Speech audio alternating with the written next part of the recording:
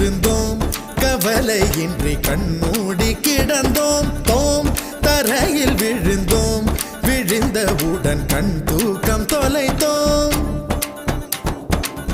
அப்போது அப்போது போன தூக்கம் என் கண்களிலே